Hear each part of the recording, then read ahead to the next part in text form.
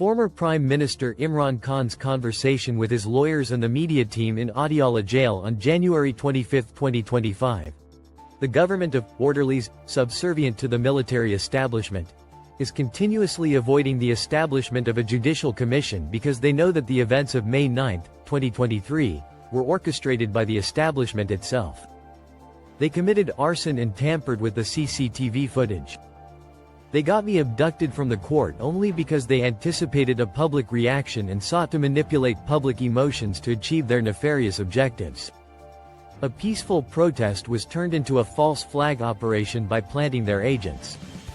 Thousands of our leaders and workers were abducted and tortured under the guise of May 9.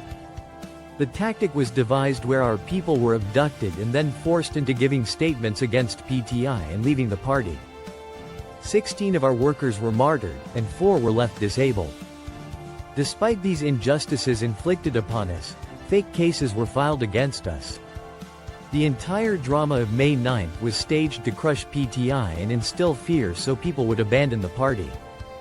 However, the narrative of May 9 collapsed on February 8, 2024, when despite all restrictions, PTI clean-swept the elections.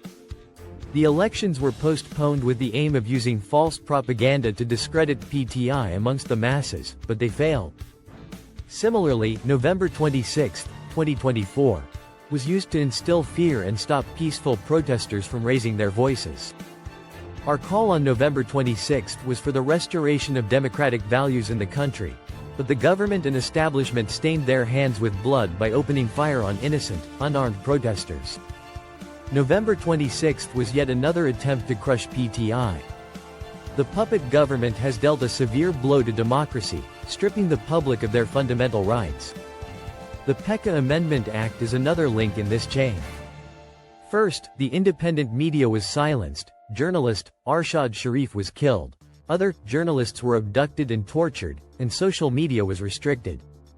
Now, the Form 47, electoral fraud, government has passed a draconian law to stifle freedom of expression.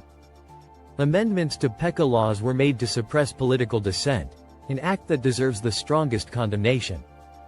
Democracy cannot thrive without an independent judiciary, rule of law, and freedom of expression. This illegitimate assembly has done nothing but pass laws attacking democracy, such as the 26th Constitutional Amendment or the PECA Amendment Act. The 26th Amendment was aimed at extending the tenure of the Chief of Army Staff, and they feared that election fraud would be exposed if the judiciary remained independent.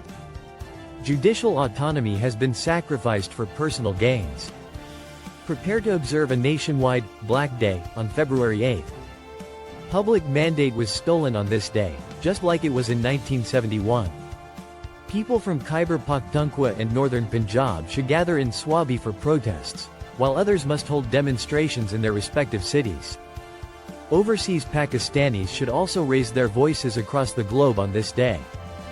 Once again, I urge overseas Pakistanis to continue their boycott of foreign currency remittances.